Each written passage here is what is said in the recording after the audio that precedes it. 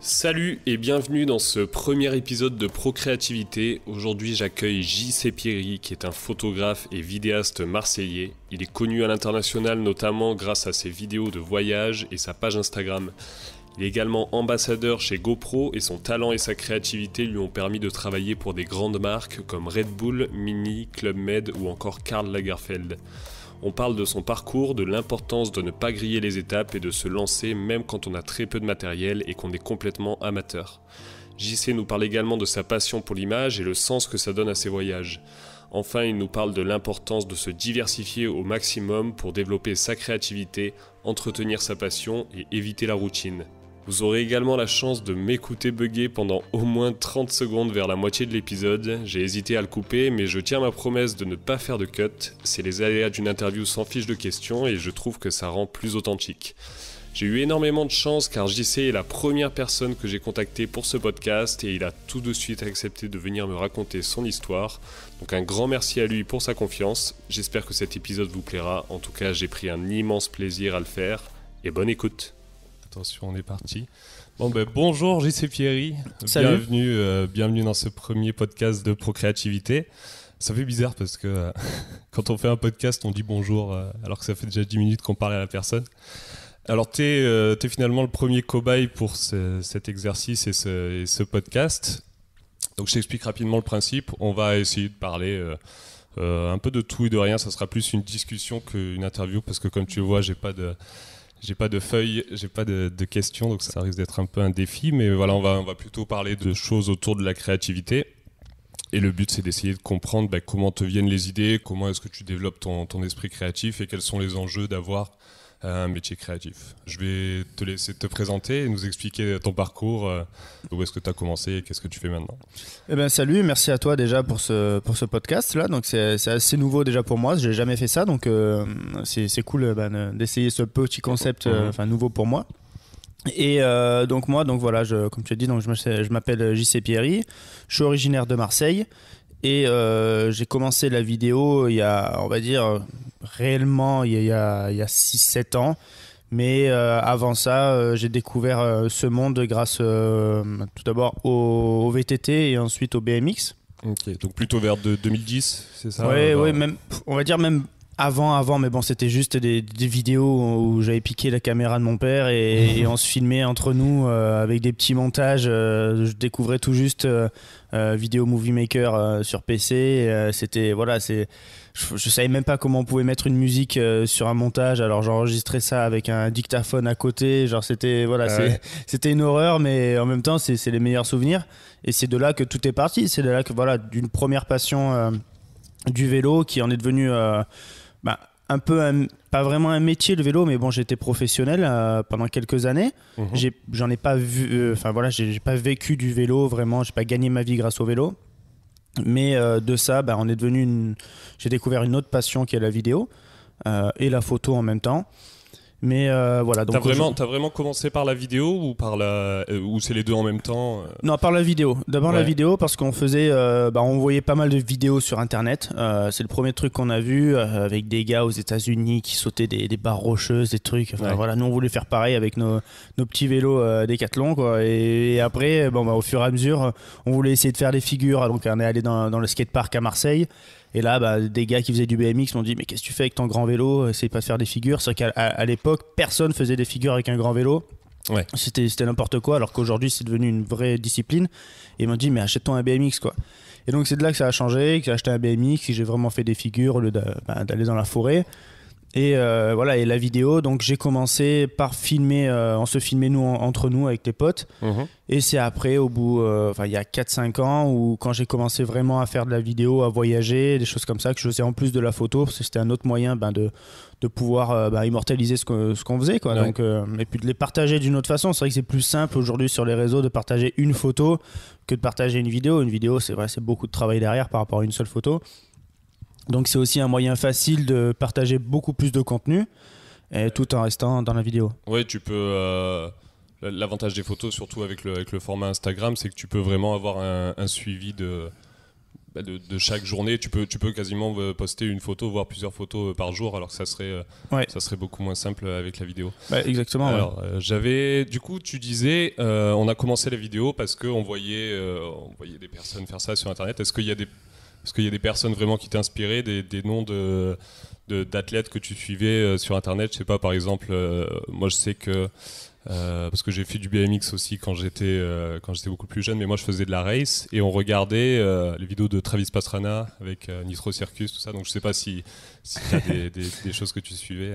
Nitro Circus, c'est vrai que Pastrana, oui, voilà, ça a toujours été, c'est un précurseur aussi dans le monde de l'extrême, donc c'est sûr que ça a été une des personnes qu'on a suivies. C'est pas forcément une personne qui m'a inspiré vraiment au niveau de la vidéo. Après, au niveau personnel en tant que rider, en VTT au départ, moi c'était un gars qui s'appelait Aaron Chase et ensuite un gars en BMX qui s'appelle Scotty Kramer. Donc voilà, c'est les deux personnes qui pour moi m'ont inspiré à faire du vélo en VTT ou BMX et que j'ai en plus la chance de rencontrer ensuite grâce à mon métier. Ah oui. Et du coup, t'as tourné des vidéos pour eux ou... J'ai pas tourné des vidéos pour eux, mais Scotty Kramer, moi je l'avais rencontré au X Games à Los Angeles et bon, c'est pas devenu un ami, mais voilà, j'ai pu le rencontrer, faire ma photo avec lui, un peu la groupie. Voilà, pour moi ça représentait énormément. Et Aaron Chase, ce qui est vraiment bizarre, c'est que lui, je l'ai rencontré alors que, d'un coup, il s'est retrouvé assis à côté. Enfin, je me suis retrouvé, on va dire, assis à côté de lui dans un bus sur un événement GoPro et où on a discuté ensemble et je lui ai expliqué, tout pourquoi j'ai commencé le VTT grâce à lui. Il m'a expliqué plein de trucs que je comprenais pas sur les vidéos. Enfin, c'était vraiment génial. Le mec, il était à côté de moi. Voilà, il m'a filé son mail, son numéro de téléphone. On a commencé à discuter.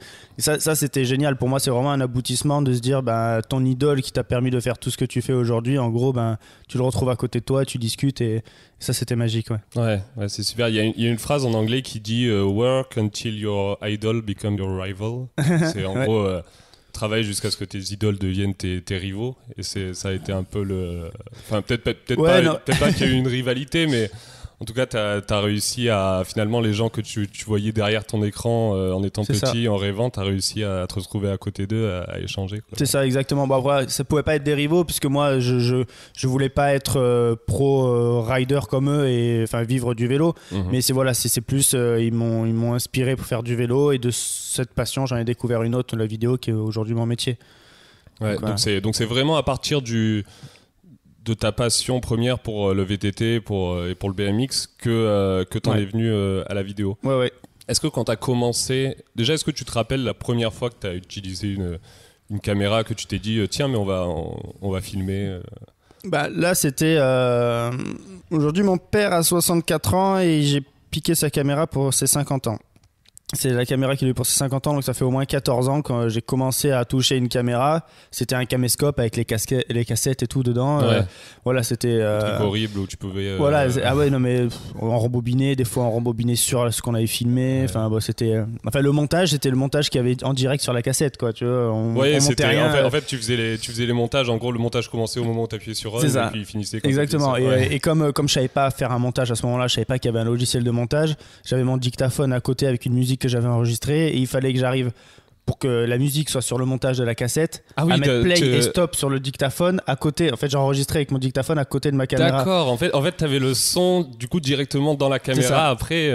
C'était horrible parce que des fois on entendait que ça rembobinait ou que des fois j'arrêtais pas au bon moment, j'essayais de rembobiner puis que je remettais play, c'était un bordel. Ouais. Mais voilà, ces vidéos on les a encore et moi j'avais fait ça avec 3 de mes meilleurs amis là où j'habitais avant à Marseille et voilà, on a découvert ça tous ensemble et c'était magique, c'est les meilleurs souvenirs. Aujourd'hui pour moi c'est mes meilleures vidéos parce que c'est là où tu rigoles, quoi. Tu t'as pas de tabou quand tu regardes ça, tu dis pas c'est nul ou quoi, c'est vraiment nul, mais c'est t'avais aucune finalement t'avais aucune attente et tu te disais pas, j'imagine que quand tu faisais tes premières vidéos tu te disais pas il faut que ma vidéo elle soit top, comme ça je vais en vivre, les gens vont me... Ouais, voilà. Pas du tout. En plus à l'époque il y avait pas, sur les vidéos extrêmes il y avait il n'y a pas d'esthétisme, tu vois, genre il y a personne qui essayait de faire des belles images de vidéos extrêmes. C'était souvent les gens ils filmaient essentiellement en fisheye, donc les grands angles.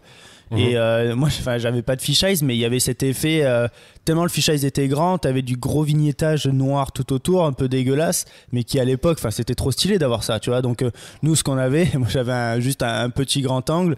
Et j'avais mis un cache noir autour pour faire genre cet effet, mais c'était dégueu. Ah oui, alors que c'était pas un fisheye. Tu vois, c'était juste pour dire bah tiens, je fais comme les pros et tout. Ouais. Et voilà, donc c'était clairement dégueulasse. Mais voilà, on avait cet effet professionnel quoi. Ces vidéos-là, tes premières vidéos, est-ce qu'elles sont dispo sur internet ou tu les as juste non, elles y sont. C'est vrai qu'elles y sont pas. Faudrait que je puisse les mettre un jour. Moi, je me rappelle notre team s'appelait la Chouquette Team.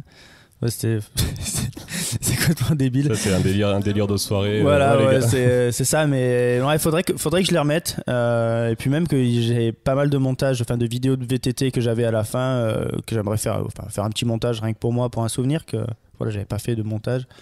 Et ça pourrait être rigolo de regarder. Ouais, et puis ça peut être marrant parce que là par exemple sur Instagram, il me semble que t'as plus de 110 000 personnes qui te suivent et qui regardent tes photos. J'imagine que parmi ces personnes, il y en a beaucoup qui se disent ouais, il fait des super vidéos, des super photos, mais c'est parce qu'il a un super matériel, parce que voilà, donc déjà il voit peut-être pas toutes les années que tu as passées à faire vraiment de la débrouille, à faire... Ah oui, ça c'est clair. Aujourd'hui, en fait, la différence, c'est que moi, de mon côté, j'ai pas sauté d'étape.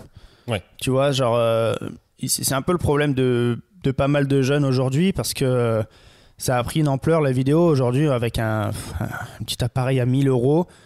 Tu fais des images, on dirait du cinéma, quoi. Tu vois, tu peux faire de la 4K, Et donc, les gens s'imaginent qu'avec une vidéo, parce que tu as de la 4K, tu peux faire ce que tu veux. Après, déjà, je leur dis, la première chose, c'est que la caméra, si tu la poses sur la table, elle filmera pas toute seule. Ouais. Donc, t'as beau avoir une caméra à 100 000 €, même si tu la mets sur la table, si tu sais pas filmer, ça changera rien, quoi. Je veux dire, donc, c'est toi qui l'utilises. Après, c'est vrai que ça aide. C'est vrai que tu peux pas faire du ralenti avec toutes les caméras. Si tu as une caméra qui te permet de le faire, bon, bah, ça sera un plus.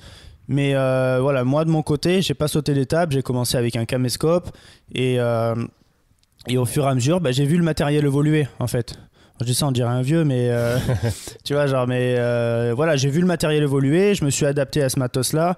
Moi, j'ai créé mon propre Steadicam au début avec un guidon de trottinette et des pegs de BMX, tu vois, pour faire des contrepoids, avec une cale en bois et une vis collée.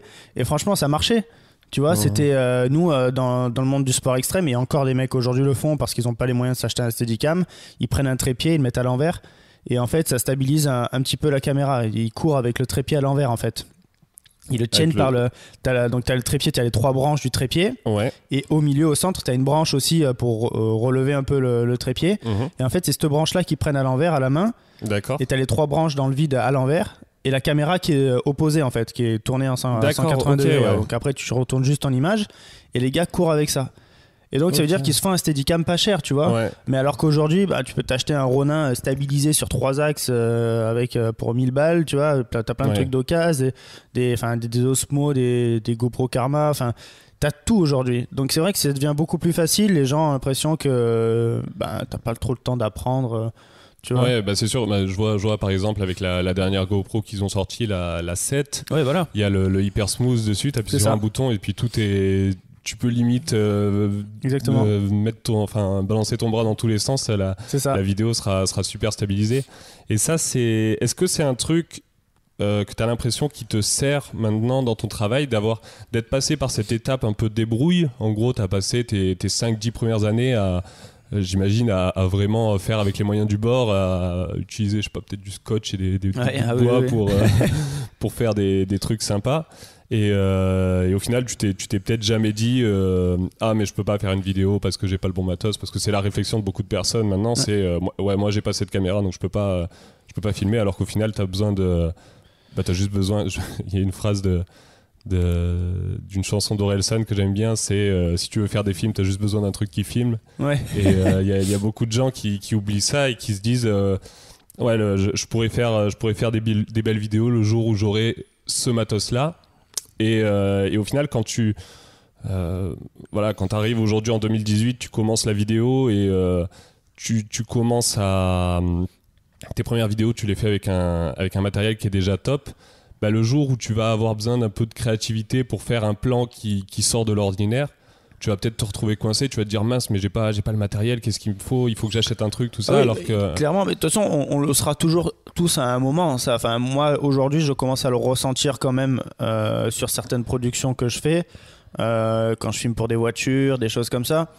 Si tu regardes des behind the scenes de grosses publicités de voitures, tu dis qu'ok, les mecs, ils ont un matos de fou qui te permettent de faire des images que tu ne peux pas faire avec tes moyens. Ouais. Tu vois, quand tu vois un Porsche Cayenne avec une grue électronique dessus qui suit une autre voiture, clairement, enfin moi c'est l'exemple type je me dis pour faire ces images-là, malheureusement, il me faut ça, quoi, tu vois.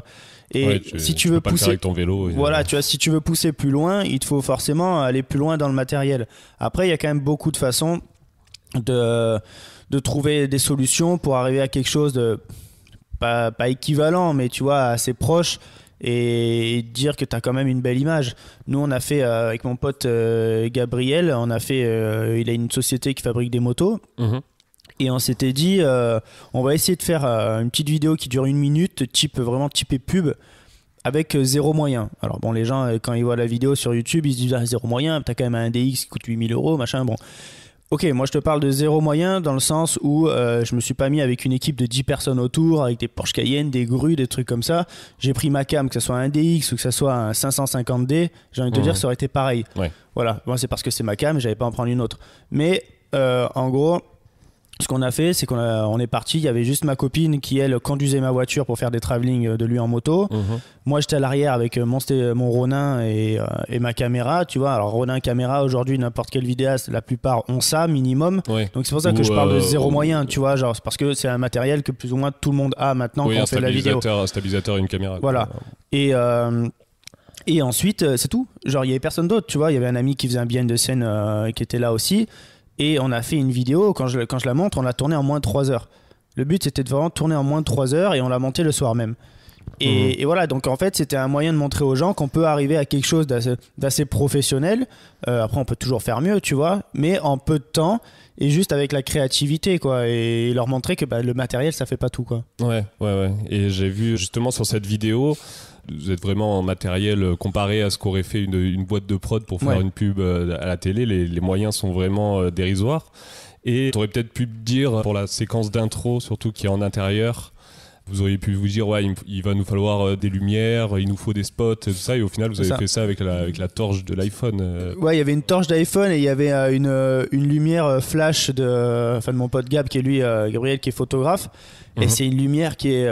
c'est vraiment une lumière bas de gamme, tu vois. Enfin, pour du flash photo, c'est parfait, mais pour de la vidéo, c'est de la merde, quoi. Faut le dire, c'est pas, tu achètes pas ça pour faire de la vidéo. Et t'as une lumière constante qui dure un petit peu, mais au bout d'1 minute, elle chauffait, elle faisait que s'arrêter. Genre, on avait 10 minutes pour filmer tout ça avant que la lampe elle explose, quoi. Donc voilà, on s'est fait juste un petit flair avec cet effet-là, et un moment avec, comme tu dis, avec la torche de l'iPhone en plus, et c'est tout. Tu vois, et après j'ai rajouté pas mal d'effets un peu sur le montage et puis voilà, banco, quoi. Ouais, voilà. Et ça je pense que c'est une qualité qu'on revoit souvent sur même quand tu vois des behind the scenes de grands réalisateurs qui font des films à gros budget.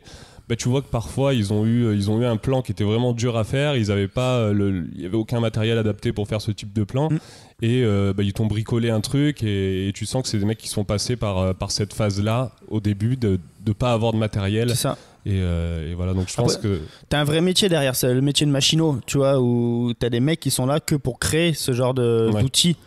Bon, après c'est vrai que sur les films ils ont ces gars qui sont là que pour ça, mais aussi des fois c'est vrai que je pense même dans des grands films, comme tu dis, il y a des mecs qui se débrouillent, ils se disent putain, mais d'un coup ils viennent de penser à une image peut-être qu'ils n'avaient pas prévue et ils arrivent à la créer avec pas grand chose, et puis ça passe à l'image, quoi. Ça passe. Et ça c'est les nouveaux vidéastes, les personnes qui veulent se lancer dans la photo et la vidéo, ont peut-être pas forcément conscience qu'il faut essayer de passer par ces phases-là où t'es en déche de matériel. Il faut surtout pas se dire l'excuse de je fais pas parce que j'ai pas le matos, quoi. À quel moment est-ce que tu t'es dit je vais pouvoir en faire mon métier, la vidéo, je vais faire ça sérieusement et je vais essayer d'en faire ton métier, quoi. Donc j'ai commencé à faire des vidéos donc de BMX comme on a dit, et c'est vrai que bon, j'ai dû faire au moins 300 vidéos de BMX avant de faire une vidéo d'autre chose. Ah ouais, ça fait un bon paquet, ouais. Ça fait beaucoup. Et mais au moins, enfin, parce que moi à ce moment-là, c'était vraiment une passion, que j'avais pas vocation forcément à faire ça. Tu vois, c'était, je sais pas. En même temps, j'étais à l'école de commerce. Je fais une licence en finance, 2 ans en master événementiel. Je crée des événements avec mon ami Benjamin en même temps. Enfin, je faisais pas mal de choses au milieu. Et la vidéo, en fait, c'est en rencontrant ce gars, Benjamin, qui est devenu mon meilleur ami, qui ensuite m'a proposé, lui, il faisait des soirées, il me dit bon, est-ce que tu veux filmer ma soirée?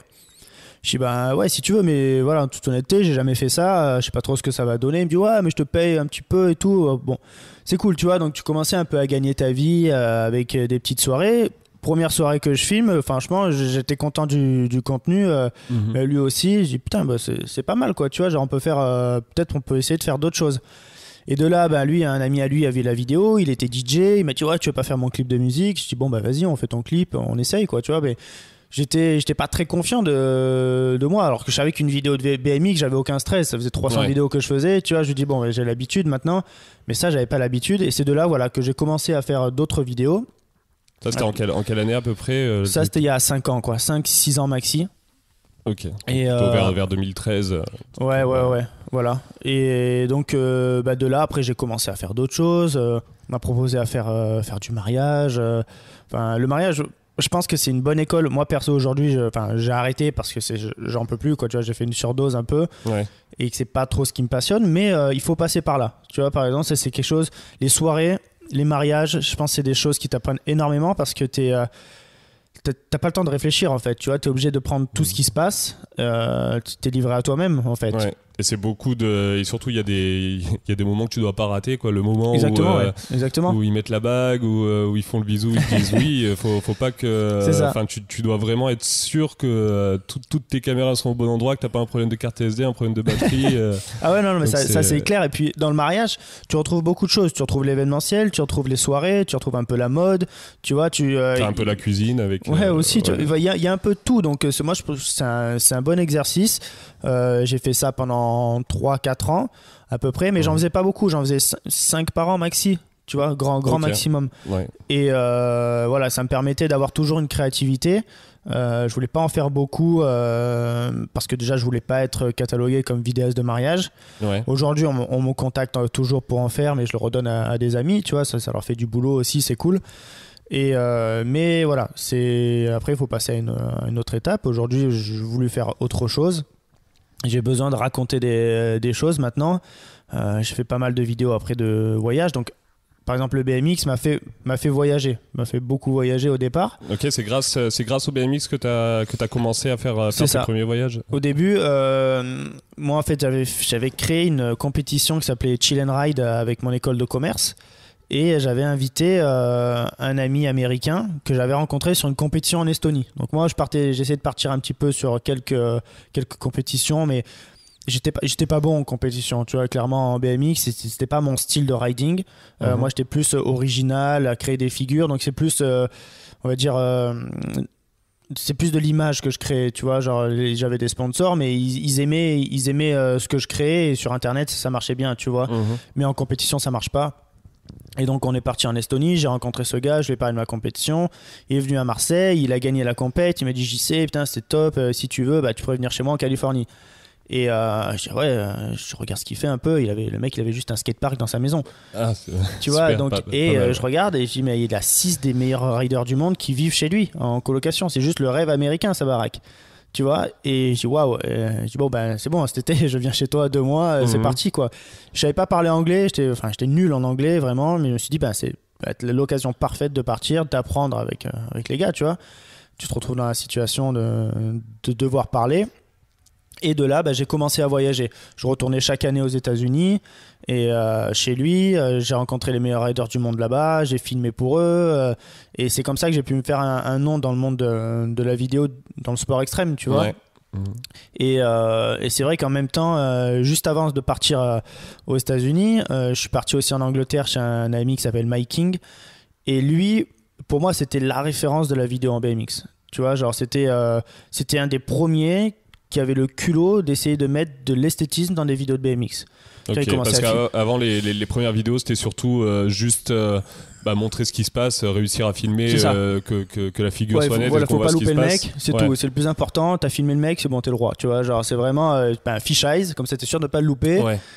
Tu te bloques là un trépied, hop là, terminé. Mais la vidéo, tu l'aimais pour ce que le mec crée en tant que rider, mais tu aimais pas la vidéo en elle-même, tu vois.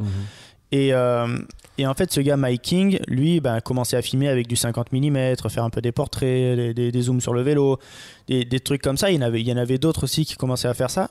Et c'est vrai que lui, ça a été un des gars qui m'a vraiment, vraiment inspiré dans le BMX pour me dire, ok, lance-toi aussi dans ce truc esthétique parce que j'adore ça. Et donc, on était à peine une dizaine peut-être dans le monde à faire des vidéos un peu esthétiques et ça plaisait pas vraiment aux gens. Enfin, faut dire sur ce qu'il est. Ça plaisait pas aux spectateurs ou à l'athlète Non. En fait, je pense que s'il y avait des, tu sais, il y a toujours des mecs qui sont là, un peu rock'n'roll. Enfin, tu sais, ils aiment pas les nouveaux trucs. Voilà, ils aiment pas tout ce qui est nouveau. Voilà, tout ce qui est nouveau, ils aiment pas trop. Et c'est vrai que on se faisait un peu critiquer sur ça. Tu vois, des fois, on commençait à mettre un peu des bandes noires type cinéma, des trucs. Tu dis mais qu'est-ce qu'il fait ? On voit même pas le mec qui saute. Tu vois, des trucs. On avait ce genre de réflexion, mais on a continué. Et tous ensemble, on a percé en fait dans ce monde du BMX pour se faire connaître, travailler pour des grandes marques et tout ensuite. Et c'est aussi comme ça que j'ai commencé à travailler et à gagner un petit peu ma vie, tu vois. Alors c'est vrai que le BMX, on le sait, c'est un petit sport, donc malheureusement, il n'y a pas beaucoup de moyens là-dedans. C'est dur de vivre que de ça. Mais enfin voilà quoi, donc ça a commencé par là. Ouais, moi je le vois dans la race, je sais pas trop comment c'est dans le freestyle, mais dans la race en France, il y avait genre peut-être 5 Français, une femme et 4 mecs qui en vivaient quoi. Donc donc tu dis que tu as commencé à travailler avec des marques déjà avec le BMX, c'est eux qui te contactaient ou c'est toi qui allais chercher un peu, qui essayais de trouver des sponsors c'est vrai que j'ai eu cette chance de jamais vraiment démarcher. C'est-à-dire que le fait de filmer des grands riders, quand je me suis retrouvé dans cette baraque aux États-Unis, je me suis retrouvé avec les gars qui gagnaient les X-Games, tu vois. C'était les gars, ils étaient là, ils s'entraînaient matin, midi et soir. Et puis moi, c'était le rêve. Moi, j'étais avec ma caméra. Je dis, vas-y, je te filme, je te fais une vidéo. Ouais, vas-y, filme et tout. Et le mec, c'était trop content, tu vois. Alors, je gagnais pas ma vie, il me payait pas. Je faisais rien. Et je faisais mes vidéos. Mais comme c'était les mecs qui étaient les plus connus à ce moment-là, tous les sites de BMX partageaient la vidéo. Les gens voyaient mon nom. Ils voyaient quelque chose de nouveau aussi, avec ce côté un peu plus esthétique. Alors, les marques aimaient, tu vois, aussi. Peut-être que certains riders n'aimaient pas, mais les marques aimaient ça. Et de là, les marques ont dit, ou même les riders m'ont recommandé à leur propre sponsor, tu vois, en se disant, putain, on a fait cette vidéo avec lui, ce serait cool qu'on en refasse une autre, tu vois. Ouais, ça devait pas mal intéresser les sponsors parce que s'il y a une vidéo qui devient virale sur Internet avec le nom avec le nom en grand de la marque du vélo sur la vidéo, ça peut pas mal leur apporter. Donc voilà, ça a commencé un peu comme ça, les contacts, et puis après, il y a eu aussi cette vague Facebook. Tu vois, c'était le moment, c'était le début de Facebook, vraiment, où on commençait à partager, où clairement il y avait encore du reach, tu vois, où tu balançais une vidéo, t'avais des bons likes, quoi, tu vois, tu vivais vraiment pour tes likes, clairement. Et aujourd'hui, c'est un peu mort, mais. Facebook est un peu tombé. Déjà, beaucoup de personnes sont allées sur Instagram, et je crois qu'il y a eu, depuis l'année dernière, une nouvelle politique avec.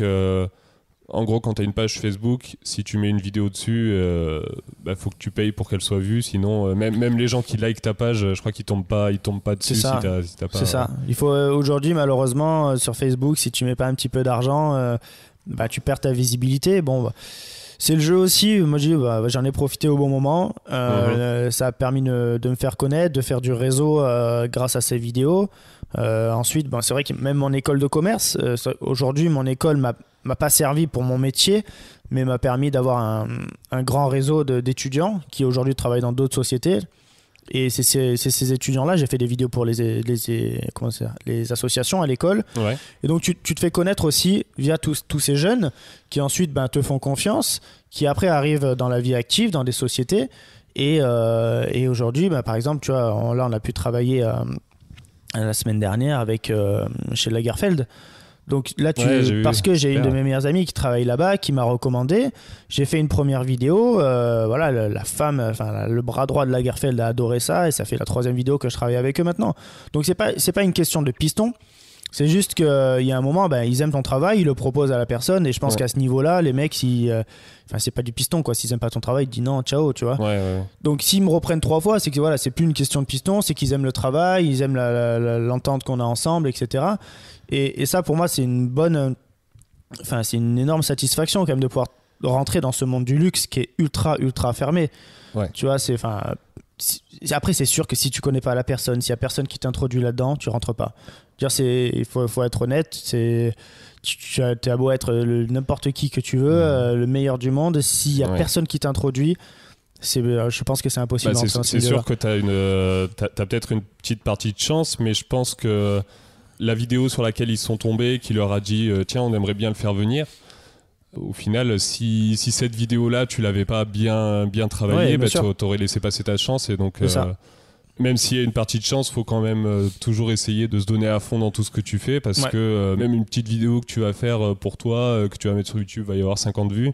Peut-être que dans les 50 vues, il y en aura un qui va pouvoir t'amener à... C'est exactement ça. Moi, tu vois, les gens, aujourd'hui, des fois, ils me disent « Ah, t'es youtubeur et tout ». Je suis pas youtubeur, tu vois. Genre, je sais pas parce que j'ai une chaîne YouTube que je suis youtubeur. Juste, je mets mes vidéos et puis certains me disent « Oh, des fois, t'as pas trop de vues et tout ». Je dis « Mais je m'en fous que j'ai pas trop de vues, tu vois. » Je veux dire, je vis pas de mes vues YouTube, moi, par exemple. Mais comme tu dis, il suffit d'avoir 50 bonnes personnes qui la voient au lieu d'avoir 50 000 qui servent à rien, tu vois, dans un sens. Et qui te font ensuite travailler. Donc moi je pars du principe que vaut mettre sur la qualité que la quantité. Et voilà, et c'est ce qui à mon avis a servi pour moi pour travailler et me faire mon réseau. Voilà, l'avantage de YouTube et surtout de poster tes vidéos en ligne comme ça, c'est qu'après ça peut te faire une sorte de carte de visite. Tu l'envoies si jamais tu démarches quelqu'un ou si quelqu'un te parle d'un projet, tu peux leur envoyer le lien d'une vidéo qui se rapproche. Moi j'ai aussi ma chaîne YouTube avec mes vidéos. C'est sûr que moi j'ai eu cette réflexion aussi, ah ouais, tu te lances dans YouTube, tu veux devenir le nouveau Squeezie, ce genre de choses. Moi j'ai quoi, je dois avoir 500 abonnés, donc c'est peanuts. J'ai pas du tout monétisé mes vidéos, mais j'imagine que ça me rapporterait peut-être 2 €, donc c'est pas du tout pour ça que je le fais. Mais je vois que d'avoir posté mes vidéos en ligne, ça m'a apporté énormément de clients pour mes vidéos. Bien sûr. Et ouais, ça fait tourner. Après, tu postes une vidéo sur Facebook, il y a 2 personnes qui la partagent, ça tombe dans les oreilles d'une bonne personne, elle t'appelle après. Donc, exactement. Donc ouais, le YouTube, c'est pas forcément... Il y a beaucoup de personnes qui postent sur YouTube et même maintenant, on a l'impression que tu fais une vidéo qui a 2000 vues, c'est une vidéo qui n'a pas du tout marché, il n'y a personne. Mais être capable de montrer ton travail à 2000 personnes différentes juste en uploadant un lien sur Internet, c'est énorme. C'est déjà énorme, bien sûr. Faire une conférence devant un amphi de 2000 personnes, c'est exactement.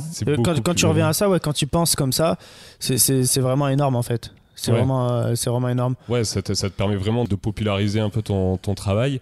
Et on a souvent, parce qu'on se met comme référence, voilà, les personnes qui font 4-5 millions de vues par vidéo. Et du coup, on se dit, ma vidéo, elle a fait 300 vues. C'est que dalle, ça va pas du tout marcher, ça sert à rien, faut que j'arrête. Mais au final, quand t'as eu voilà, une salle de classe, c'est quoi, c'est 30-40 personnes, ça fait à peu près 10 fois ça. Genre t'as à peu près 10 salles de classe qui regardent ta vidéo et qui sont potentiellement parmi eux, il y en a peut-être un qui va en parler à une autre personne et puis ça va te rapporter. C'est ça, le but, c'est de faire une vidéo qui est quali pour que ensuite on puisse en parler derrière. Donc si tu fais, regarde, les mecs qui font des millions de vues sur YouTube, c'est pratiquement du vlog.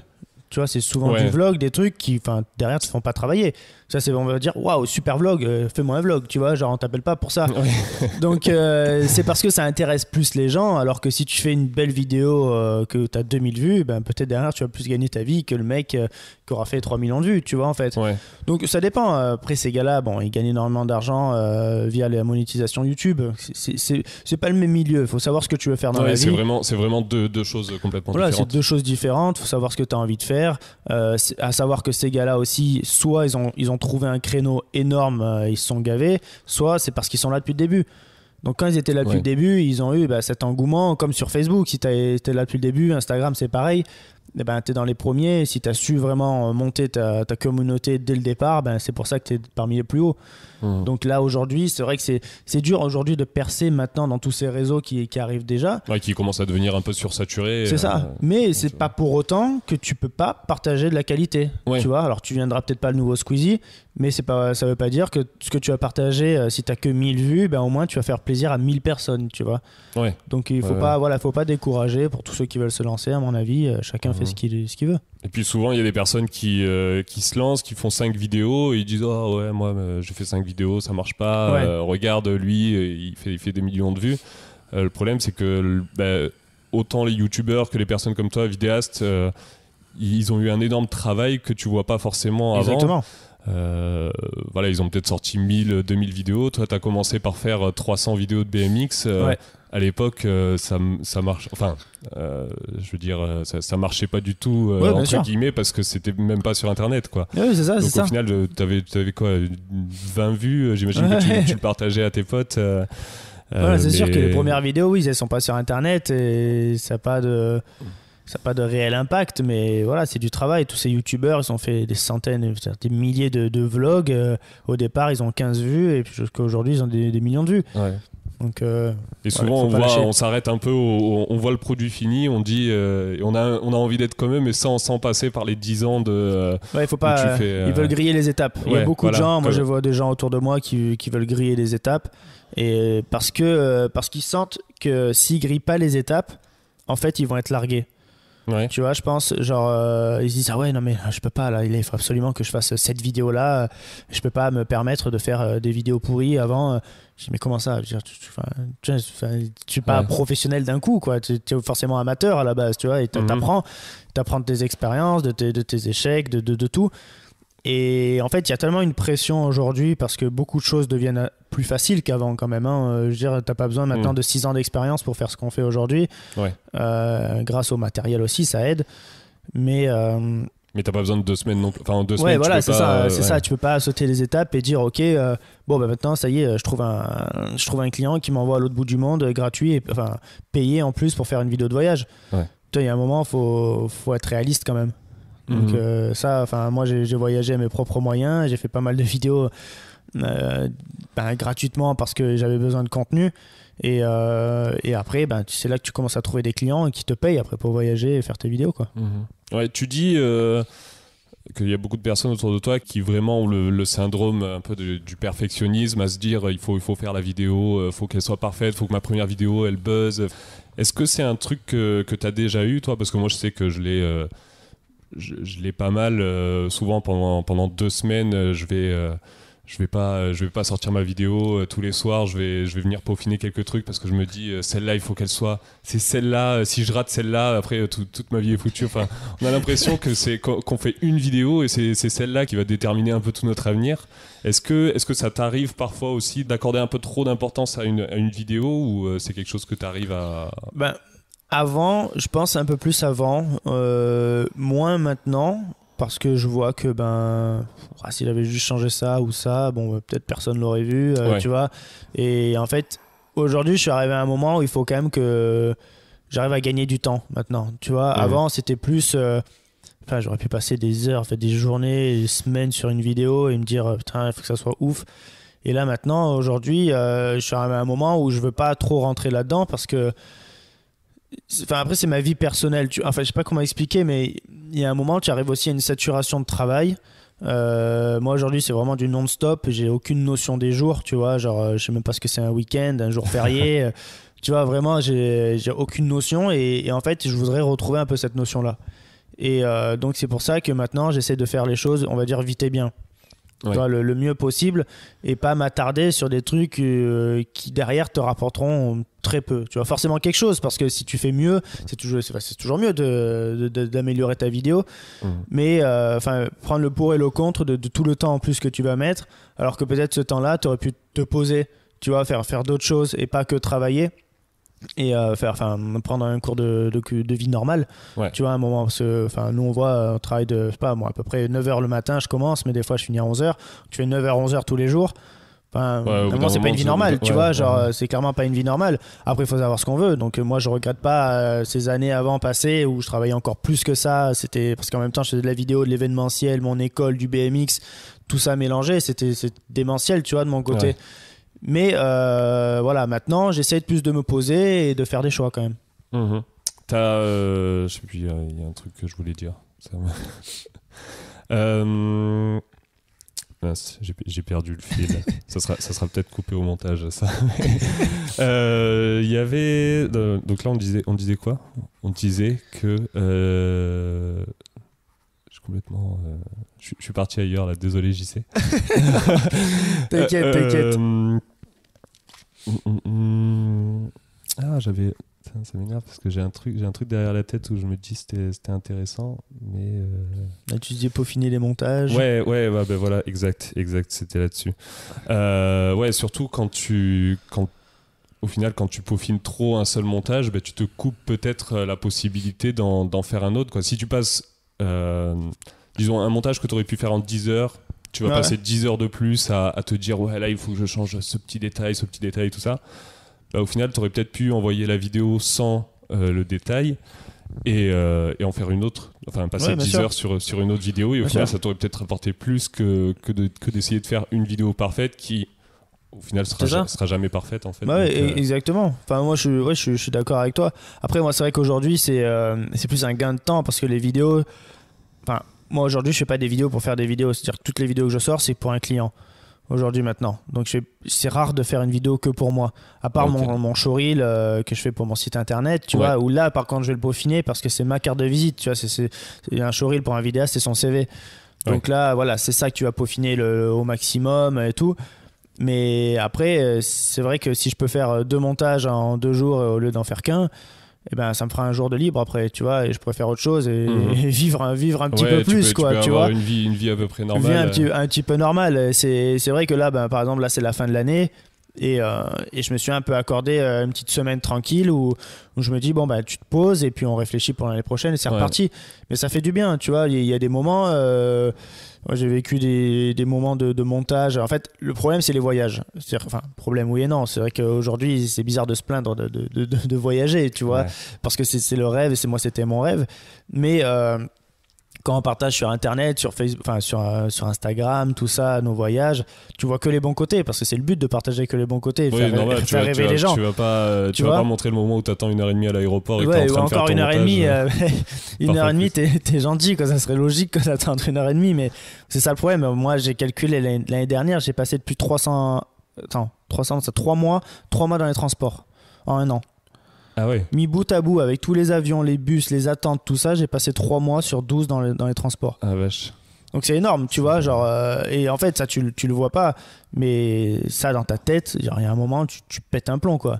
Tu vois, et le moindre truc qui t'arrive à l'aéroport quand on te dit que ton vol il est annulé et que t'as juste envie de rentrer chez toi parce que t'en peux plus, c'est compliqué. Ouais. Alors que c'est vrai que tu vas dire ça à quelqu'un qui a jamais pris l'avion et tu dis bah non, je suis excité d'aller prendre l'avion, ça va être trop cool et tout, je m'en fous s'il est annulé, trop bien, tu vois, genre au pire s'il y en a 12 des avions, c'est trop bien. Genre mais toi tu veux surtout pas, quoi. Et voilà, après je me plains pas de ça, attention, hein, mais je me dis juste que c'est une partie du travail qu'on montre pas, qui est compliquée, et que quand des fois tu rentres chez toi, tu es content de rentrer chez toi. Ouais. Bah, j'imagine que les voyages, tu pars, alors déjà tu dois pas beaucoup dormir quand tu pars en voyage. Je sais pas, est-ce que tu sais à peu près combien d'heures tu dors par nuit? Est-ce que c'est ça va dépendre des tournages, tu vois. L'autre jour on avait tourné pour une marque de voiture et on se couchait le soir à minuit, puis à 5h on se levait, et puis à 5h ce qu'on s'est fait c'est que il y a la moto, enfin le rat track là, il nous a monté tout en haut d'une station de ski. On s'est mis enfin là moi c'était bizarre, j'étais pas vidéaste à ce moment-là, j'étais modèle sur la vidéo. Mais bon, enfin on vivait à peu près la même chose, quoi. Et on me demande de faire du ski de randonnée à 5h du matin en haut alors qu'il faisait moins 20. Mais vraiment il faisait moins 20, quoi, tu vois, genre c'est pas une façon de parler. Je me suis retrouvé avec des skis qui fonctionnaient pas, j'ai fait me retourner le genou à 5h du mat là-haut, et après on me dit tiens il faut monter maintenant 60 mètres de dénivelé et droit avec des skis, mais j'ai cru que j'allais mourir, tu vois. J'ai mis 2 heures pour monter et j'ai cru que j'allais mourir. Donc voilà, il y a des trucs, des fois tu dors pas trop, t'as des aventures, mais c'est ça qui est beau. Moi quand je suis arrivé en haut, je me suis dit j'ai bien fait de souffrir parce que franchement, t'as la bonne satisfaction. Voilà, c'est toujours ça, tu vois. Enfin, moi, c'est ça qui me motive, c'est-à-dire que derrière, il y a forcément des trucs chiants que tu vis, les avions, etc. Mais en même temps, t'es pas chez toi aussi, tu vois. Genre, tu vois des choses magnifiques. Voilà, quand je suis arrivé en haut, je me suis dit, bon, bah, tous les mecs, ils sont juste en bas sur la piste. Mais là où je suis, bah, combien il y en a qui sont venus, tu vois. Donc, c'est ça que tu dis qui te motive, en fait, de continuer et de faire tout ce que tu fais. Parce qu'il y a forcément, dans tous les métiers, des trucs un peu chiants qu'on voit pas trop. Mais voilà, et quand t'es là-haut, tu dis, bon, bah, ouais, ça c'est unique. Ouais. Voilà. Est-ce que c'est quelque chose que t'aurais fait de monter en haut de cette montagne s'il n'y avait pas la vidéo derrière, par exemple, on t'avait dit un matin, ouais, viens, on monte, mais on filme pas, c'est juste pour le. Je pense que je suis pas comme ça. En fait, moi, c'est l'image qui me passionne, c'est l'image qui me pousse à faire ça. Dire, si tu me dis monte, va là-haut, sans ta caméra, j'y vais pas. Ouais. Genre, je pense, enfin, c'est bizarre, mais enfin, parce que moi je suis comme ça, mais c'est pour moi, ça serait dur c'est impossible de faire un voyage sans ma caméra. Parce que c'est ma passion, quand je te dis, il faut que j'immortalise ça, ça me fait plaisir, ça me fait vibrer, tu vois. Donc, c'est très compliqué. Ouais. C'est vrai, j'ai fait plusieurs voyages avec ma copine où des fois c'était pour des clients, mais deux, trois fois c'était pas pour des clients. On aurait pu partir sans caméra, tiens, se la couler douce sur la plage, etc. Mais c'est impossible pour moi. Ouais, voilà, c'est impossible. Moi, je suis parti en tournage. J'avais mon sac, mon Ronin, mon drone, j'avais tous mes objectifs. Avec 3 mallettes. Mais j'étais en tournage, tu vois, j'étais clairement en tournage. Alors après, j'essayais de la faire un peu plus cool. Mais après, je le regrette pas parce que déjà, ça me passionne. J'ai fait des images de nos voyages. Moi, ça m'a fait du contenu aussi pour partager. Et derrière, on a un souvenir d'une vidéo qui pour nous est magique. Tu vois, si t'as pas cette vidéo, ces photos, t'as beau dire ce que tu veux, tu te souviendras jamais de tout ça. Je pense que tu vas te souvenir de certaines choses, mais il y a plein de photos. Même tu fais une photo pourrie avec ton téléphone, et ben s'en fout, tu vas t'en souvenir de ça. Ouais. Grâce à ça, quand tu vas revenir 10 ans après sur tes photos, tu dis ah ouais putain c'est vrai, on avait vu ça, tiens on avait rencontré ce mec là-bas, tu vois. Mais tu peux pas te rappeler de tout. Donc c'est pour ça aussi que pour moi ça me passionne de toujours prendre ma caméra, et c'est ça qui me motive à monter sur ce pic par exemple. Okay.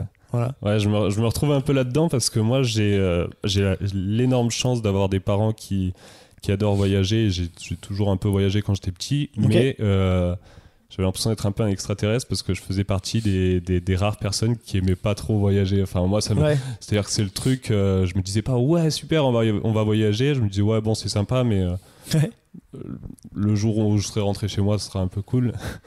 Et j'ai découvert, du coup, moi, j'ai commencé à faire des vidéos, du coup, avec des vidéos de voyage. J'avais acheté ma première GoPro il y a 3 ans, je crois. Ok. Et en fait, d'avoir une caméra dans les mains, du coup, j'avais l'impression d'avoir surkiffé mon voyage. Parce qu'à chaque fois, je me disais, ouais, je veux faire plein de trucs parce que je veux le mettre dans ma caméra, je veux immortaliser ça. Bien sûr. Et ouais, c'est fou comment. Je sais pas si c'est pareil pour tout le monde, mais d'avoir une caméra et de te dire, faut vraiment pas que je rate ce moment-là. Parce qu'après, derrière, ça va rester sur une carte pendant 10-20 ans. Ça motive. Je trouve que ça apporte une grosse dimension au voyage. Parce que toi, ça te passionne aussi. Ouais. Tu vois, il y a beaucoup de gens, ça les passionne pas forcément. C'est pas leur métier. Ils sont contents de faire 2-3 photos souvenirs. Mais quand tu vois leur contenu, tu te dis pas, tu t'en fous, qualitativement, c'est pas pro, quoi. Mais eux s'en foutent. C'est juste, voilà, tous les deux, voilà, on est pareil parce qu'on est passionnés par ça et par l'image. Et tu partages aussi cette passion avec les gens qui plus ou moins s'en foutent, mais qui, quand on regarde tes images, disent ah ouais, c'est quand même cool, ce serait bien qu'on fasse des photos aussi comme ça. Ouais. Et en fait, ces gens-là, tu les motives aussi. Et tu leur permets de changer un peu d'état d'esprit et dire ah ouais, mais quand je vais partir en voyage, ouais, t'as raison, ce serait bien que je m'achète une petite GoPro pour faire mes vidéos sous l'eau, machin, tout ça. Et puis ces gens-là aussi deviennent passionnés et partagent aussi après ensuite du contenu sans être professionnel, tu vois. Ouais. Mais tu partages ta passion et ces gens, ça leur permet de créer aussi une nouvelle passion pour eux. Ouais. Ouais, et puis il y a ceux qui regardent parce qu'ils sont passionnés par les voyages et ceux qui sont passionnés par la vidéo, et je pense que c'est deux. Tu relis les deux, ouais. Ouais. Après, il y a peut-être quelques personnes qui n'ont pas cette conscience-là que si tu veux vivre, si ta vie, ton métier, tu veux que ça soit faire des vidéos de voyage, faut peut-être faut pas juste être passionné de voyage, quoi. faut si t'es pas passionné par la vidéo, je pense que ça peut pas trop fonctionner, quoi. Non, c'est ça. Mais je pense que le voyage aussi, c'est une bonne école. Alors tu peux en profiter quand toi tu fais tes propres voyages. T'as pas besoin de partir à l'autre bout du monde pour faire une vidéo. Tu vois, t'as pas besoin de partir dans les Maldives pour faire une super vidéo. Bah déjà ici à Marseille, déjà là où tu vis, tu vois, n'importe où tu vis, il y a toujours des beaux endroits autour de chez toi. Donc même là, déjà, tu peux apprendre à faire beaucoup de choses. Alors en France, on a beau dire ce qu'on veut, mais en France, je pense qu'on retrouve pratiquement tous les climats du monde en France, en fait. Tu vois, tu peux trouver la glace, la montagne, la plage, un peu le désert plus ou moins du Pilat. Enfin, genre, tu vois, genre, t'as un peu de tout, quoi. Donc déjà, la France, c'est magique pour faire toutes ces vidéos. T'as un terrain de jeu qui est super. Ouais. C'est ça. Donc on va toujours à l'autre bout du monde. Enfin, moi je dis ça, mais c'est vrai que c'est parce que je vais à l'autre bout du monde. Mais en même temps, on me proposerait, par exemple, tu vois, la Normandie. Je suis jamais allé en Normandie. Ouais. Et je me dis, j'aimerais bien y aller un jour quand même. Parce que je trouve ça passionnant comme endroit. Je trouve qu'il y a des endroits magnifiques là-bas à aller voir. Et t'as pas besoin d'aller à l'autre bout du monde pour voir des trucs pareils. Tu vois, enfin, tu vas en Corse. Enfin, pour moi, les plages de Corse, elles sont aussi belles que les plages aux Maldives. L'eau, elle était aussi belle en Corse qu'aux Maldives. Turquoise. Tu vois, et même là, ici dans les Calanques à Marseille, t'as des endroits, mais c'est les plus belles plages du monde. Enfin, la Calanque d'Envaux. Ouais, c'est ce que j'allais dire. C'est pour moi un des plus beaux endroits du monde et il est à 10 minutes de chez nous. Ouais. Et en plus, il y a la chance que ça soit pas trop accessible par la route, donc c'est pas surchargé de personnes, quoi. Mais c'est tout bête, mais c'est quand t'as les choses près de chez toi que tu vas pas. J'en suis sûr qu'il y a des millions de gens à Paris qui sont jamais à la Tour Eiffel. Tu vois, c'est tout bête, mais t'as plein de Parisiens, je suis sûr, qui sont jamais montés dans la Tour Eiffel. Alors que c'est le rêve de milliards de gens sur la Terre d'aller à Paris pour voir la Tour Eiffel. Parce que tu l'as à côté de chez toi, t'y vas pas en fait. Parce que c'est simple. Tu vois, mais par contre, ces gens-là rêvent d'aller en Chine alors que les mecs vivent en Chine. Tu vois, genre, quand t'es à côté de chez toi, les choses, tu vas pas. Ouais, peut-être que ces personnes-là, il y a beaucoup de Parisiens qui se disent j'ai envie d'aller à Dubaï pour monter en haut de ce building.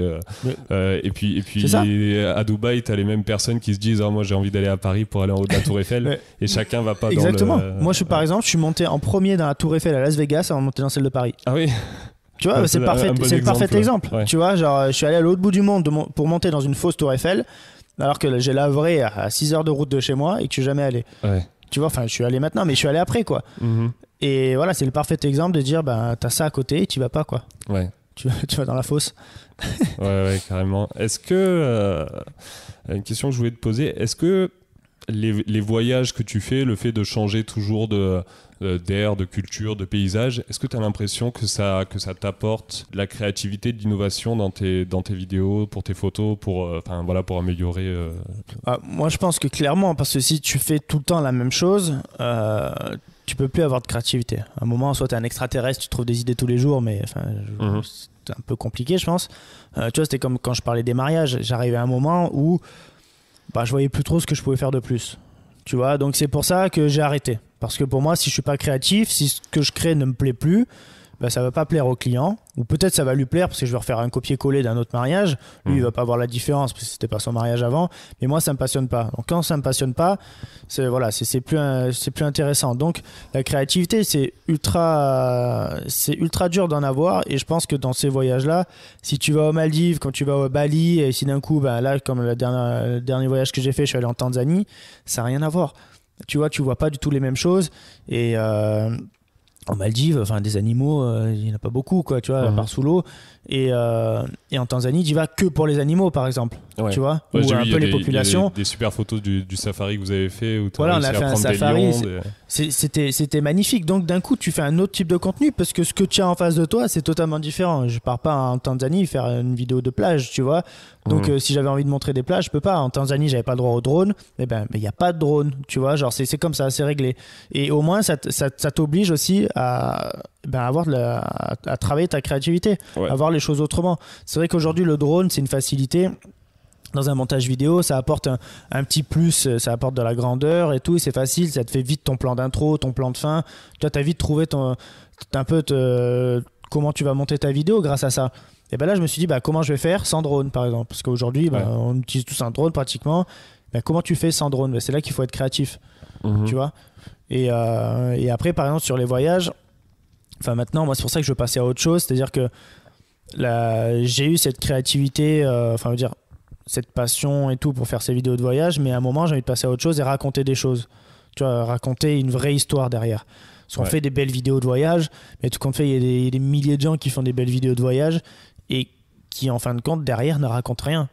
Tu vois, enfin, ils racontent plus ou moins ton voyage. Oui, c'est juste mis bout à bout des belles images. Des belles images. Mais regarde, par exemple, tu regarderais bien un vlog qui dure 1 heure avec des images pourries. Par contre, tu regarderais pas 1 heure de belles images qui racontent rien. Ouais, ça c'est fou. C'est un truc que je me suis rendu compte parce que c'est vrai que parfois tu regardes. Tu peux regarder, même moi je suis vraiment pas fan du contenu qu'il y a à la télé, mais parfois tu es devant une émission de télé, tu te mets dedans et puis tu es là pendant 30 minutes et tu n'arrives pas à décrocher, tu sais même pas pourquoi. Ouais. Et à l'inverse, mes parents avaient, je crois que c'est l'Apple TV. Ouais. En gros, un truc tu branches sur la télé et ça te met des images, des images vraiment magnifiques en 4K, parfaite lumière avec sûrement une caméra qui vaut super cher. D'endroits magnifiques dans le monde et tout ça à la suite, et je me suis toujours dit en fait au bout de 2 minutes ça me fait chier quoi. Enfin, ça te raconte rien. Ça te raconte rien, alors que si en plus t'as ces belles images mais qu'en plus on te raconte quelque chose derrière, là c'est magnifique. C'est jackpot en fait, tu vois. Et moi c'est à ça que je veux passer maintenant, et c'est pour ça que j'ai un projet de documentaire pour l'année 2019 que j'espère va se faire, où j'aimerais mixer mon savoir-faire d'image avec le fait de raconter quelque chose que je ne sais pas encore faire, tu vois. Et donc, c'est aussi là que tu vas avoir de la nouvelle créativité. Tu vois, tu as quelque chose qui va arriver en plus et te motiver à continuer dans ton métier et dans ce que tu fais. Si tu fais toujours pareil, à un moment, soit tu es juste une machine parce que tu veux du fric, tiens, je te vends ça, et puis tu es juste une machine. Ouais. Ou à un moment, tu gagnes aussi ta vie quand même, mais ça te passionne toujours ton métier. Ouais, et moi, c'est ce que je veux faire, quoi. Et il y a un truc, moi par exemple, dans mon métier, j'essaye de faire des vidéos de plein de domaines différents. J'essaie de pas me spécialiser dans un truc, et parfois il y a des personnes qui me disent mais faudrait vraiment que tu te spécialises, faudrait que tu choisis, par exemple, tu fais que du mariage et tu fais que du mariage toute l'année. Et je pense que au bout d'un moment, voilà, si tu fais que du mariage, il y a un moment, comme tu dis, où t'as l'impression que tu peux plus trop progresser, alors que si tu pars faire une vidéo de voyage et après tu vas faire une vidéo d'un restaurant, tout ça. Après, même quand tu vas revenir au mariage, tu vas peut-être avoir plus d'idées et tu vas pouvoir implémenter les idées que tu as eues, des trucs que tu as eues quand tu as fait la vidéo de restaurant, les idées que tu as eues, une nouvelle vision en fait que tu as eues en faisant des projets différents. Donc je pense que c'est super important quand on fait un métier comme ça alors faire attention à pas trop s'éparpiller non plus, mais c'est important de toucher à tout, d'essayer de faire un maximum de choses. Je pense, on m'a déjà fait cette réflexion-là en me disant tiens, tu devrais te spécialiser là-dedans, etc. Non, parce que pour moi, après c'est mon ressenti comme le tien, tu vois, c'est on a besoin de faire différentes choses pour être tout le temps motivé et être passionné par ce qu'on fait et pas rentrer dans une routine. Voilà, tu vois, je pense que la routine, c'est le pire. Tu penses que c'est vraiment le truc qui tue la créativité de la routine? C'est sûr. Moi, c'est ce que j'ai eu dans le mariage, tu vois. À un moment, je regarde mes vidéos de mariage. Alors, certes, deux mariés changés et le lieu changé, mais c'était la même conception, tu vois, à un moment. Alors, pour eux, il n'y avait pas de souci, mais pour moi, il y en avait un. Tu vois, donc c'est là que je dis il faut passer à autre chose, et c'est vrai que c'est dur aussi de trouver des concepts. Là par exemple, nous on a fait une compétition de vidéos de BMX aux États-Unis. Donc c'est une marque de vélo qui nous a envoyé là-bas, et il y avait 5 ou 6 teams de riders avec à chaque fois un caméraman. Et chaque équipe devait faire une vidéo originale pour gagner une compétition. Tu vois, il y avait vraiment une compétition avec de l'argent à la clé sur place. Et là, c'était cool parce qu'on nous demandait clairement d'être créatifs. Tu vois, on nous a dit partez dans un délire, faites ce que vous voulez. Et faites pas un truc qu'on a déjà vu. Ouais, faites pas juste une part où vous montrez les gars qui font les meilleures figures du monde. C'est pas du tout ce qu'on veut voir. Alors bien sûr, plus le riding est fort, mieux c'est pour la vidéo. Et moi je suis parti dans un délire Stranger Things, tu vois, genre on a fait un truc, on était la nuit dans les buissons, on allait filmer des trucs, c'était totalement délire. Mais voilà, j'ai fait une vidéo de BMX qui n'existait pas. C'est dispo sur internet, ça? Parce que j'ai pas vu. Ouais, ça s'appelle c'est Mongoose Jam 2018. Okay. Et la team Pat Casey. Et voilà, ce qu'on a fait, c'est rigolo. Je sais que cette vidéo dans le monde du BMX n'existe pas. Tu vois, et comme les 5 autres qui ont fait des concepts, ça n'existe pas. Tu vois, et ça c'était génial, et ça nous a permis d'être créatifs dans un milieu où on a tous fait le tour, quoi. Tu vois. on a fait le tour des vidéos de vélo, on a fait dans tous les sens. Donc voilà, ça c'est top, et tant qu'on peut l'être créatif, c'est bien. Ouais. Et alors quand voilà, là vous êtes parti dans un délire, vous avez essayé d'un peu casser les codes, mais c'était le but de l'exercice, enfin vous faisiez la vidéo pour ça. Est-ce que tu oses, quand tu fais une vidéo et qu'on t'a pas demandé explicitement de casser les codes, est-ce que tu as un blocage est-ce que parfois tu te dis j'ai cette idée-là qui a jamais été faite, j'aimerais la faire, mais je sais pas si ça va plaire, je préfère me rattacher à ce que à la formule, la recette entre guillemets qui marche, que je sais qui marche, quoi. Des fois c'est bien de se rattacher à ça, à quelque chose qui est sûr, qui fonctionne. Ça va dépendre du client. Tu vois, là par exemple, je te disais, on travaille pour Lagerfeld. Il y avait un directeur artistique et tout, c'était pour le Lookbook 2019, c'est ultra sérieux. Ils m'ont demandé un concept particulier. Et je commençais à monter comme ils voulaient eux. Je me suis aperçu que que ça me plaisait sans vraiment me plaire, quoi, tu vois. Et je me suis dit, je vais tenter quelque chose d'autre. Enfin, c'était assez proche, il y avait un peu le même état d'esprit. Je leur ai proposé, j'attends vraiment leur retour, mais déjà juste le retour de tout le monde, mais juste le directeur artistique a aimé l'idée. Tu vois, donc des fois, je me dis, il faut un peu se lancer dans quelque chose. Si tu as une idée, vas-y, parce que c'est notre métier et les gens nous appellent pour notre créativité, pour qui on est aussi. Donc s'ils veulent tu faire un copier-coller de leurs idées ou d'un truc qui existe déjà, au pire, ils appellent le mec qui a fait la vidéo, ils m'appellent pas à moi, tu vois. Ouais. Donc c'est pour ça aussi qu'ils font appel à toi, je pense, parce que ils aiment ton travail. Donc c'est pour ça que j'ai pas hésité à leur proposer quelque chose. Après, au pire, c'est moi qui perds du temps. Le mec qui me dit c'est nul, reviens à la base. Je reviens à la base, tu vois. Ouais. Mais j'ai essayé. Donc voilà, je pense que des fois, il faut un peu sortir de sa zone de confort. Ouais, il faut un peu oser. Oser les nouvelles choses. Ouais. Qu'est-ce que à ce jour, quel est le plus gros projet que t'as fait, ou le projet qui pour toi a été le plus tu t'es dit ça ça va être un peu mon bijou, je vais essayer de faire le truc, soit la vidéo sur laquelle t'as passé le plus de temps, soit la vidéo sur laquelle t'as l'impression d'avoir mis le plus de ressources, quoi. Je pense en fait que c'est mes projets perso. Genre ouais, tu passes plus de temps sur tes projets perso que... Ouais, en fait c'est bizarre, mais parce que j'ai une plus grande liberté. Ouais, tu fais vraiment ce que tu veux. Ouais. Je fais vraiment ce que je veux, et puis j'ai pas de retour, quoi. Genre pas de retour d'un client qui me dit non, fais plus comme ça et tout. Alors que des fois, même pour moi, c'est vrai que je l'ai appris ça. Je faisais des vidéos pour des clients et j'étais satisfait à 100%. Je dis putain, ouais, trop bien la vidéo, je suis trop content et tout. Puis le client me dit non, il faudrait que tu changes ça et tout. Et puis tu te dis putain, pourquoi changer ça, c'est tellement dommage de pas mettre cette image et tout. Et puis après tu réfléchis, tu te dis mais en fait il avait raison, quoi.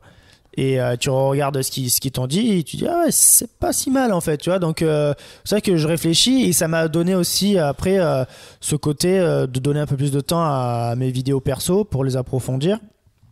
Et une de mes vidéos que je préfère, je pense une que j'ai fait avec ma copine en Islande il y a 2 ans de ça. C'est pour moi une des plus belles vidéos. Et après, il y a 2 beaux projets que j'avais fait avec un ami aux États-Unis, Coco Zurita, c'est un rider aussi, en BMX. Et à chaque fois, on faisait un concept où on mélangeait lui en vélo, lui en moto et lui avec une belle voiture qu'il a, tu vois. Et on partait un peu dans le désert. On est allé à Salton Sea, c'est une ville tout abandonnée aux États-Unis. Des trucs vraiment, pour moi, visuellement, c'est typiquement un film américain, tu vois. Et voilà, on se donnait un peu ce côté cinématique à nos vidéos. Et on est allé, on a roulé avec la voiture, avec sa GTR sur le pont de Los Angeles le soir de Thanksgiving. Et donc, on a fait exprès pour qu'il n'y ait personne. Ouais. On s'est retrouvés, t'as l'impression qu'on avait loué le pont, quoi, tu vois, qu'on avait bloqué la rue, alors qu'en fait on était juste là à faire notre vidéo. Et donc c'est là que tu arrives à faire des images un peu uniques parce que t'es libre de ta créativité, en fait. Ouais. Tu vois. Après j'ai des beaux projets avec des marques comme Red Bull. Là même récemment on est parti au Costa Rica faire une vidéo dans la jungle avec un mec en BMX, Kenneth Tencio, et c'était magique aussi. Tu vois, le gars il a ridé la jungle en BMX. Donc ça aussi c'est super beau. Il y a plein de beaux projets. Ok. C'est quoi ta vision du futur, tes projets dans l'avenir, est-ce que tu as une envie d'évolution, est-ce que tu as envie d'évoluer ou de rester un peu dans ce que tu fais actuellement? Comme je t'ai dit, voilà, je veux passer à quelque chose où je raconte. Je raconte une vraie histoire. Toutes mes vidéos aujourd'hui, c'est plus, on va dire, sur de la belle image, mais il n'y a aucun fond en fait derrière. Tu vois, il n'y a pas de. Et je peux pas la faire durer plus de 5 minutes ma vidéo. C'est un moment, enfin, comme on l'a dit tout à l'heure, on s'emmerde quoi, tu vois, genre de regarder des belles images. Donc là, moi, j'ai un projet, j'aimerais bien faire avec mon pote Thomas Lemoine, c'est un top 3 rider en slopestyle VTT. Ouais. Et en fait, j'aimerais faire un genre de petit docu sur lui, dire dans lequel on va voir vraiment son riding, ce qu'il est capable de faire en vélo. Mais j'aimerais faire une histoire autour de lui et son chien, par exemple. Tu vois, parce que son chien, lui, ça représente tout. Il a appelé Bike, son chien. Il s'est tatoué sur lui, en gros, avec une chemise et une casquette, genre en mode rock'n'roll. Genre, c'est vraiment, voilà, c'est.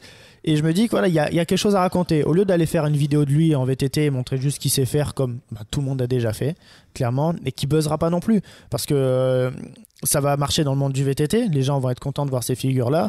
Mais quelqu'un qui connaît pas le VTT, il va s'en foutre en fait de voir cette vidéo. Clairement. Alors que si tu commences à raconter quelque chose, que tu as une vraie émotion, que tu touches les gens via un autre domaine que juste le vélo, là, ça peut aller plus loin.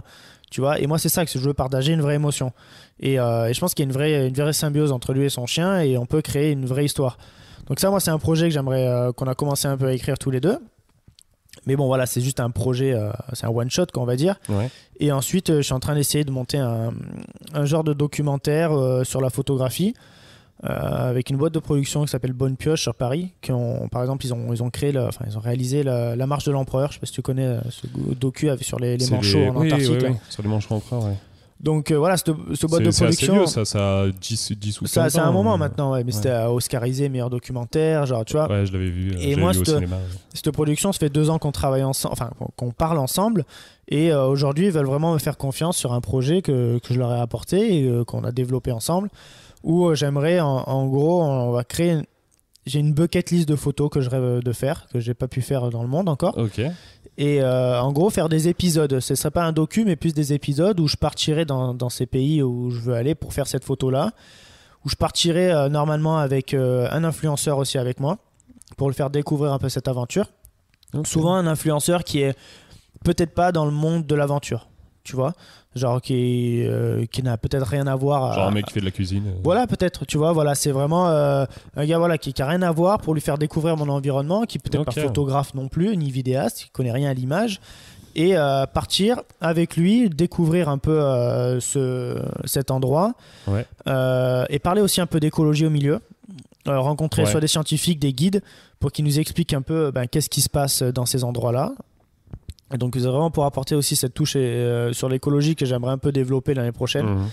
Et à la fin, potentiellement montrer si j'ai réussi ou pas à faire cette photo. Et donc tu as plusieurs photos, donc plusieurs épisodes. Et là, logiquement, on partirait sur un épisode déjà pilote en Islande début février. Ah, super. Voilà, vous avez déjà fait le voyage ou vous allez le tourner? Non, on va le tourner. Tourner. Alors, moi, je suis déjà parti 3 fois en Islande. Donc là, ce sera la 4e fois. Donc je connais bien, et c'est pour ça que je pense que c'est là-bas que je veux faire mon épisode pilote. Mais quand on dit pilote, c'est pas juste c'est pas un teaser, quoi. On tourne vraiment. Ça va vraiment ressembler à ce que on le tourne comme si on pouvait le publier. Je veux dire que si derrière on arrive vraiment à le vendre, on publiera celui-là, ce sera le premier épisode, tu vois. Et là, j'aimerais partir avec une amie influenceuse qui est Enjoy Phoenix. Donc, c'est une des plus grosses influenceuses de la mode beauté. Et voilà, donc elle n'a rien à voir avec ce milieu du voyage, quoi, tu vois, ou même de l'image. Et donc, c'est aussi cool pour elle, parce qu'elle n'est jamais allée là-bas, de découvrir ce pays. Et c'est aussi des gens, moi je veux partir avec des influenceurs qui commencent aussi à s'interroger sur le monde de l'écologie. Donc elle aussi, elle combat un petit peu ça avec quelques associations qui commencent à se créer. J'ai vu un truc sur Instagram, c'est Save the Orca, je crois. Il y a Where's the Orca. Alors ça, c'est avec Léa Camilleri, qui est aussi une amie, et Little Gypsy. Donc c'est Little Gypsy qui a créé ça. Et voilà, ça par exemple aussi, c'est des gens avec qui je pourrais partir. C'est des influenceuses avec qui je pourrais partir, qui sont vraiment dans le monde de l'écologie. qui sont pas vraiment dans le monde de l'image, ils sont pas photographes ou vidéastes, tu vois. Ils sont déjà dans le truc du voyage. Enfin, ils sont plus dans le truc du voyage déjà. Eux, clairement, ils sont dans le voyage. Léa, par exemple, c'est une fille avec qui je suis parti 4 fois pour travailler avec elle. Et voilà, donc ça, c'est clairement ce genre de personnes avec qui je pourrais partir, qui sont susceptibles de coller parfaitement à ce concept-là. Ouais. Donc on verra. Voilà, pour le moment, c'est juste un épisode pilote. Mais c'est clairement ce que j'aimerais faire ou développer pour 2019. Ouais. Ok, ouais. Ça a l'air super intéressant comme projet. Ouais. on va suivre ça. On va suivre ça avec attention. Est-ce que dans ce projet-là, tu auras un but éducatif sur des tutos sur la photo, enfin expliquer comment prendre une belle photo, ou ça sera plus... Je veux un peu orienter ça sur... il y aura un petit peu sur la photo, parce que je pense que c'est aussi le but. À la fin, le but ultime, c'est de montrer la photo que j'ai réussi ou pas à faire. Ouais. Tu vois, donc... je peux aussi tout au long expliquer quel matériel j'utilise pour faire cette photo. Par exemple, en Islande, il y a une photo que je veux faire, c'est le fox arctique. Donc, je vois pas ce que c'est les renards tout blancs de l'Arctique, tu vois, qui vivent que là-haut. Okay. Et ces renards-là, en fait, c'est sûr que je vais pas le prendre au fisheye.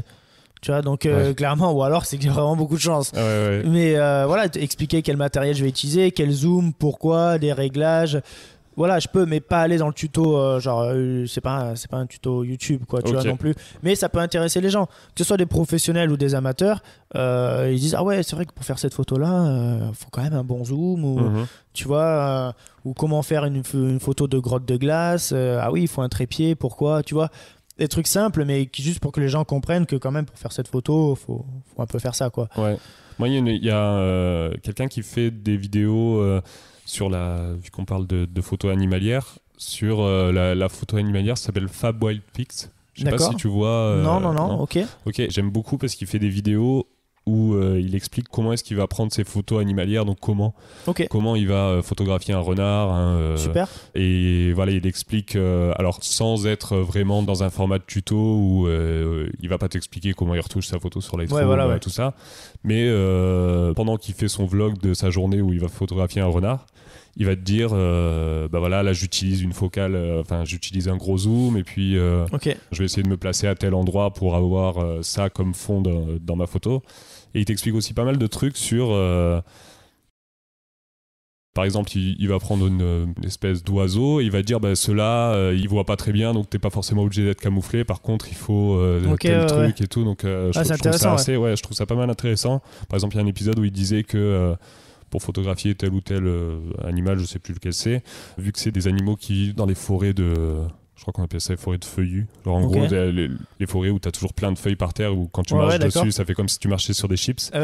Il dit faut y aller les lendemains de quand il pleut, parce que du coup, tu n'entends pas le bruit. D'accord, c'est des astuces. Donc, il donnait plein d'astuces comme ça, et je trouvais ça super intéressant. Donc voilà. Écoute, je crois qu'on a fait à peu près le tour sur ce premier épisode. Ça fait déjà 1h12 qu'on parle, donc je pense que c'est pas mal. S'ils nous écoutent toujours, c'est bien. Ouais, voilà. Si vous nous écoutez toujours, félicitations à vous. Où est-ce qu'on peut envoyer les gens qui veulent découvrir ton travail, si jamais il y en a encore qui te connaissent pas? Soit sur Instagram principalement, ou sur mon site internet. JC Pierry pour Instagram, JC Pierry Visual pour mon site internet. Voilà, c'est vrai qu'aujourd'hui sur Instagram, je partage de la photo essentiellement, et les gens qui me suivent ont l'impression que je suis d'abord plus photographe, alors que je vis à 95% de la vidéo. Mais donc voilà, mes vidéos c'est sur mon site et quelques fois sur Instagram et vice versa, quoi. Ok, donc site internet et Instagram, ça marche. Voilà. Dernière petite question parce que c'est une question toute bête mais que j'avais envie de poser. Ok. Quel est ton prénom? Jean-Charles. Jean-Charles, ok. Bon, j'avais parié sur Jean-Christophe. Ouais. Ok, ça va. Parce que j'ai trouvé ça nulle part, en fait. Tu peux le trouver, je pense, sur une interview de BMX il y a peut-être 10 ans. Ok. Je pense que c'est au tout début, j'avais dû mettre un truc Jean-Charles, et après, tout le monde m'a appelé JC. Ouais. Je trouvais ça plus court, même visuellement, pour les réseaux et tout, c'était plus simple, tu vois.